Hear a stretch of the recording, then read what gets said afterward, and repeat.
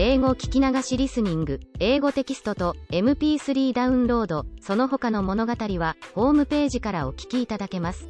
88thpp.com 88thpp.com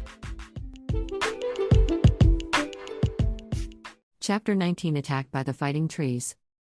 The next morning Dorothy kissed the pretty green girl goodbye, and they all shook hands with the soldier with the green whiskers, who had walked with them as far as the gate. When the guardian of the gate saw them again, he wondered greatly that they could leave the beautiful city to get into new trouble. But he at once unlocked their spectacles, which he put back into the green box, and gave them many good wishes to carry with them. "You are now our ruler," he said to the Scarecrow, "so you must come back to us as soon as possible." "I certainly shall if I am able," the Scarecrow replied, "but I must help Dorothy to get home, first." As Dorothy bade the good-natured guardian a last farewell, she said, "I have been very kindly treated in your lovely city, and everyone has been good to me. I cannot tell you how grateful I am." "Don't try, my dear," he answered. "We should like to keep you with us, but if it is your wish to return to Kansas, I hope you will find a way."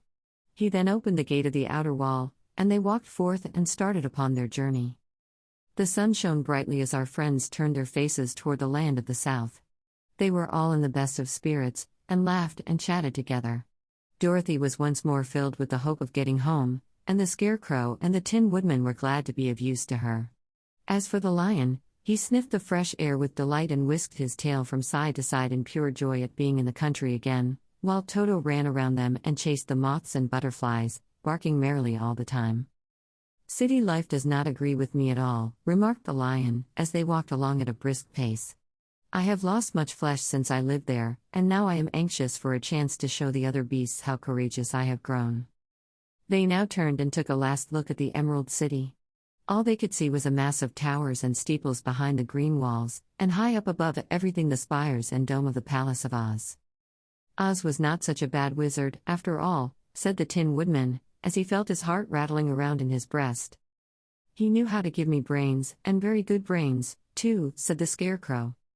"If Oz had taken a dose of the same courage he gave me," added the lion, "he would have been a brave man." Dorothy said nothing. Oz had not kept the promise he made her, but he had done his best, so she forgave him.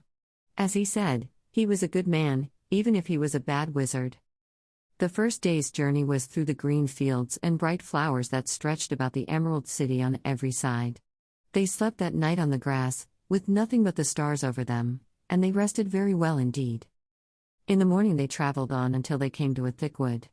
There was no way of going around it, for it seemed to extend to the right and left as far as they could see, and, besides, they did not dare change the direction of their journey for fear of getting lost. So they looked for the place where it would be easiest to get into the forest. The Scarecrow, who was in the lead, finally discovered a big tree with such wide-spreading branches that there was room for the party to pass underneath. So he walked forward to the tree, but just as he came under the first branches they bent down and twined around him, and the next minute he was raised from the ground and flung headlong among his fellow travelers. This did not hurt the Scarecrow, but it surprised him, and he looked rather dizzy when Dorothy picked him up. "Here is another space between the trees," called the lion. "Let me try it first," said the Scarecrow, "for it doesn't hurt me to get thrown about." He walked up to another tree, as he spoke, but its branches immediately seized him and tossed him back again. "This is strange," exclaimed Dorothy. "What shall we do?"